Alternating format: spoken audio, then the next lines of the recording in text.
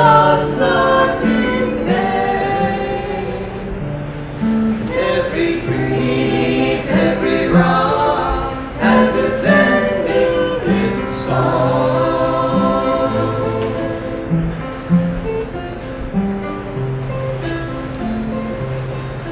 Nightingale, nightingale, sing of joy through the night. Teach all men how to spin clouds of gloom into light. Without silence, what is song? Without light, where is dawn? Were it not for men's woes, who would smile at our rose?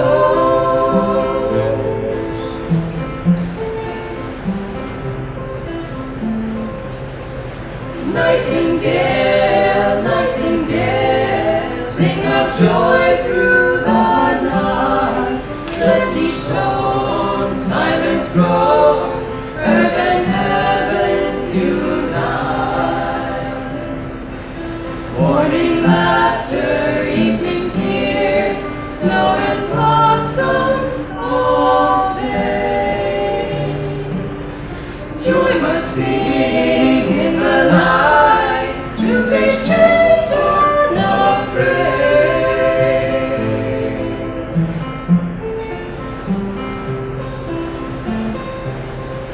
Nightingale, nightingale, nightingale.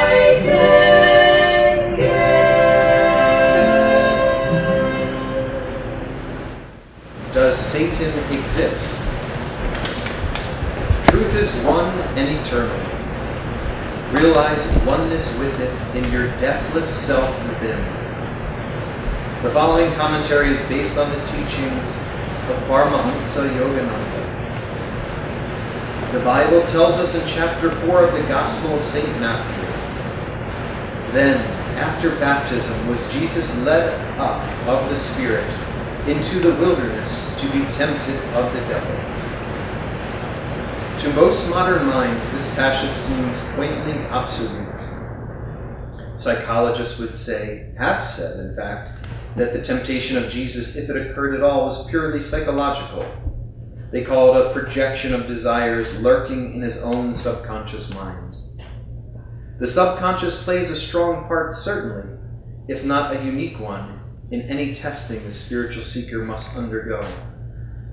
The Bhagavad Gita, in dealing with this undeniable reality, quotes Arjuna in the 3rd chapter, and then Sri Krishna's reply. You tell me, teacher, said Arjuna, by what force doth man go to his ill, unwilling, as if one pushed him in that path? Krishna replied, desire it is, passion it is, born of the darkness, which pusheth him, mighty of appetite, sinful and strong is this, man's enemy. Yet even Krishna describes passion as born of the darknesses. The fact is, as Paramahansa Yogananda wrote in Autobiography of a Yogi, all thoughts vibrate eternally in the cosmos. Thoughts are universally and not individually rooted. A truth cannot be created, but only perceived. Psychology, yes, but psychology attuned to the currents of consciousness that pervade the entire universe, attracted by each of us according to our own personal inclinations. Yogananda, quoted in The Path, said, I used to think Satan was only a human invention, but now I know and add my testimony to that of others who lived before me, that Satan is a reality. He is a universal conscious force whose sole aim is to keep all beings bound to the wheel of delusion. We should take pains, then, to attract uplifting currents of universal consciousness, and to avoid attracting the negative, which, disease that it is, can infect our thoughts, even while it leads us to believe that our thoughts are purely our own. Thus, through Holy Scripture, God has spoken to mankind. We just got back, literally at 10:30 last night from Ananda Village, and I must say it's challenging. Going from a place like Ananda Village and coming back to Los Angeles, it's sort of, I want to just paint a picture for you, for those that weren't there and maybe haven't been there before, but this is a place where not only is it steeped in 48, 49 years of deep souls meditating there, and who knows what happened on that land before then, but it's a sacred land. It's a beautiful, exquisite land. And then you throw in the people, and these are not people who just think meditation is a good thing to do, that it'll give them good health benefits and relieve some stress. These are people who want to find God, and these are people also who want to share God with other people, and who want to see God in everyone around them. And you feel that when you go. You feel the blessings of everyone who's looking at you, seeing your higher self. And it's remarkable. Sometimes you come back and you kind of look around for it. Where did it go? We drove in. I always ask people about their re-entry to LA after being in a place like Ananda Village, because it can be really challenging. It's funny, actually, when we got to Ananda Village, we were staying at a friend's house, and she has a caretaker. It's a couple that watches her house. She lives in LA too. And we got there at like 11:30 at night. It's pitch black. We had our phones, and we're, how can it be so dark? There aren't city lights, so we had flashlights, and we're looking for the door and trying not to trip over ourselves. And the next morning I saw her, Dayavati, and she said, "Did you hear that car alarm?" And I was like, "No, there wasn't a car alarm." I said, "Oh, well, maybe, no, you had to be here. I saw your car. I almost called the police because I heard this car alarm going off, and then I saw your car." And she said it was right around 11:30 at night. And there was no car alarm. But there was us, who had just come from the city. I think we were really the car alarm that she heard, just from vibrating at such a frequency of restlessness and cityness. And I confirmed with other people from LA that there was no car alarm. It was us. So anyway, this is a very interesting topic. Does Satan exist? Yogananda says that environment is stronger than willpower. And this is a statement that a lot of us struggle with, especially a lot of us very strong-willed people who say, "What do you mean my environment is stronger than willpower?" But then you get put somewhere like Los Angeles and you go, "Okay, I get it." But he didn't say it to make us feel disheartened.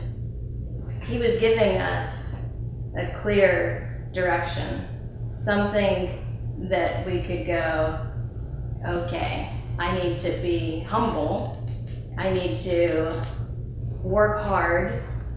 What is willpower? Willpower, I think, is really our ability to discriminate. And if we lose our ability to discriminate, what is right, what is wrong, how do we know what direction we're going in life? How do we know, are we moving towards God, towards the light, or are we moving towards darkness and delusion?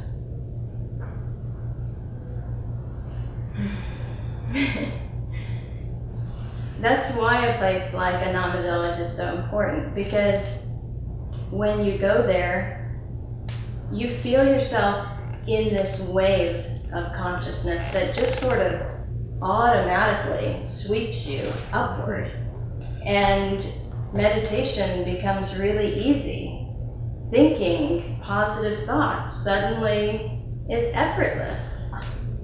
For whatever reason, I don't feel like gossiping or talking bad about someone or just spewing negativity for whatever reason, because the level of consciousness is very high. And so if we think about how creation came into being, Yogananda describes it as this perfect stillness of God, of spirit, and that to manifest creation, God vibrated, created another force besides just that perfect stillness, another force that rippled out and became all of this. That force's job is to be this, to keep this creation, to keep it going, to keep us all bound to this, and to forget we really are just this ball of perfect spirit, of perfect light, of perfect oneness. So you could think of that force as Satan. You could think of that force as a force, but it's a conscious force. Yogananda said a very interesting statement. Satan is an agent of God. That can be difficult to wrap your mind around, at least it is for me. An agent of God. But he has a very real job. And just like our little dog, Kali, takes her job of barking at everyone who does any unauthorized movement very seriously, Satan takes his job very seriously of keeping us bound to this wheel of delusion, to saying, what do you mean I'm something beyond this body? What do you mean I'm supposed to think of others before myself and put others' well-being before me? I'm what matters. But no, we see as we're on the spiritual path, the more and more we expand our sense of self, the better we feel, the happier we are. So we don't have to hate Satan. Think of Satan as a force. Like when you drop a pebble in a still lake, that pebble sends ripples out in all directions, as far out as they can go. But eventually, what happens to those ripples? They come all the way back in to that center point. It's really sort of like our destiny here in creation. God has kind of plopped us in this lake and we're rippling out into creation. We've explored all levels of creation that we can. We've done who knows what in all of our incarnations. And we've gotten to the point, probably all of us here, that we're kind of done with it. Yogananda called it an anguishing monotony. When we come on the spiritual path and we're like, I'm done with the world. What does the world bring me? Yes, so little fleeting pleasures and little happinesses here and there, but it just goes away so quickly. And what are we left with? We're left with this right here. And if this right here isn't happy, nothing's going to bring us happiness. So we've done that, we've explored, we've experienced, and now we're on that rippling back in to the center, to that oneness. And we do live in Los Angeles. Here we are. Dion just moved to Los Angeles, bless his heart, to help spread this message that we can find our way back home, back to oneness. And Ananda Village isn't there just to be a beautiful place so people can go, oh my God, I wish I could move to Ananda Village. Too bad I've got kids. Too bad I've got a job. Too bad I have a life where I can't do that. No, it's not there for that. It's there just like the masters come to show us our potential. The Ananda Village is there to show us the potential everywhere, that there can be these hubs of beauty and love and joy, so that we can create that here. This is what we're trying to create here, is a community for self-realization. So we have to do it. We all have to do it together. A place like that is built from some core, dedicated individuals who say, this is what I want. This is what we're doing. Let's get behind it completely. I wanted to tell you a quick story about community, and I was reminded of it this week, how important community is. Because once you've experienced it, there's really no going back. We've experienced it, because we were at the ashram in Los Angeles, the first ashram, there were 2. And I said, you know what? I've lived with 11 people for too long. It's challenging, because these are big personalities, especially when you're really a dedicated spiritual seeker. You probably have a lot of opinions. And you probably don't mind telling people, because, you know? So, but dear, amazing souls that we lived with. But I was like, I'm ready to just be in my own space for a while, to be able to relax, to have some peace, to not come home and there's 20 classes going on in our living room. I want my own space. So we found a little apartment. It wasn't an apartment, it was a little 4-plex. Less than a mile away from the ashram. It's perfect. We can walk to the ashram if we want to. We can go there in the morning and meditate with everybody. We can go there and have dinner with everybody. But what happens? Environment is stronger than willpower. And even to completely dedicated people to this path got in a lot of trouble. Living apart in our own little bubble. We tried to bring the masters into that little bubble, but it's hard. Oh my God. Surrounded by the Melrose Strip, by just everyone wanting to go party, wanting to experience the world. We were no longer in our little beautiful protective community bubble. And it was a nightmare, I have to say. We had a 1-year lease, and by the end of that year, I was begging to go back to the ashram, and have not even thought of leaving community since then. So, all that to say, if you feel inspired by the communities movement, and I don't mean just communities for saving water or for organic gardening, I mean a community for self-realization. I mean a community to inspire each other to find God. to find God together, then let's do it. And how do we do it? We serve together, we meditate together, we have fun together. Those were three things that Swami Devi, she's one of the spiritual directors for Ananda Worldwide, said really makes a community.